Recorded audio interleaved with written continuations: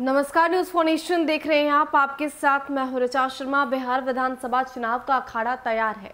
अब सबकी निगाहें सिर्फ और सिर्फ चुनावी अखाड़े पर है। अब इसको लेकर जितने भी दल हैं, राजनीतिक दल, उनकी सक्रियता भी बढ़ती जा रही है। प्लानिंग भी जोर शोर से हो रही है, क्योंकि इस बार चुक गए तो 5 साल तक बिना सैनिटाइजर के हाथ मलना पड़ेगा।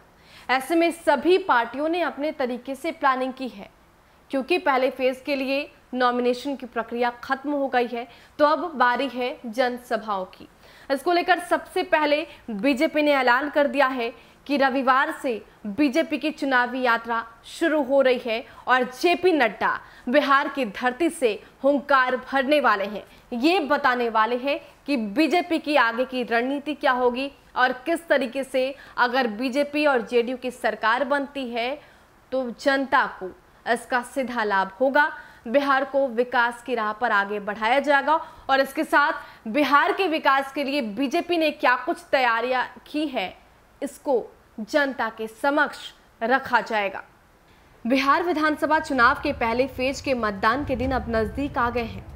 ऐसे में सभी दल अपनी ताकत झोंकने में लगे हैं। कोरोना की वजह से बिहार में इस बार पहले की तरह बड़ी रैलियां नहीं हो सकती, लेकिन केंद्र सरकार के कोरोना गाइडलाइंस में किए गए बदलाव से चुनावी रैलियों का आयोजन साफ नजर आता है। चुनावी सभा की इजाजत मिलने के बाद बीजेपी कल से यानी कि रविवार से चुनावी सभाओं में अपनी ताकत झोंकने के लिए पूरी तरीके से तैयार है। बिहार विधानसभा चुनाव के पहले चरण का प्रचार का रंग रविवार से दिखना शुरू हो जाएगा।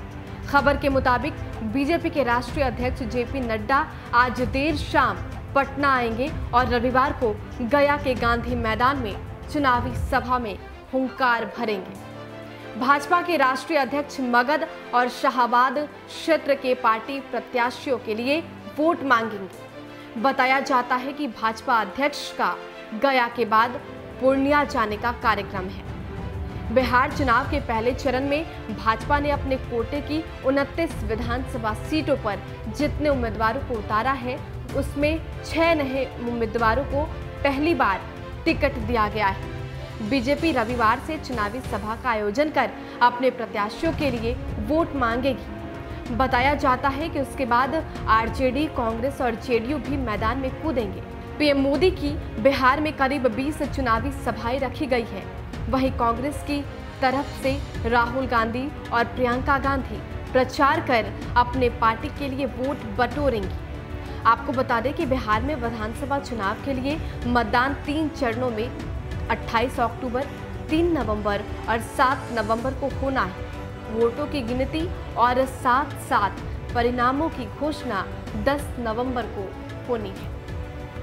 तो अपने सभी कार्यकर्ताओं में, अपने सभी प्रत्याशियों में जोश बढ़ने अब खुद राष्ट्रीय अध्यक्ष जेपी नड्डा बिहार की धरती पर आ रहे हैं और ऐसा कहा जा रहा है कि गया से सबसे पहली बार वो हुंकार भरेंगे और उसके बाद पूर्णिया में उनकी अगली रैली होगी।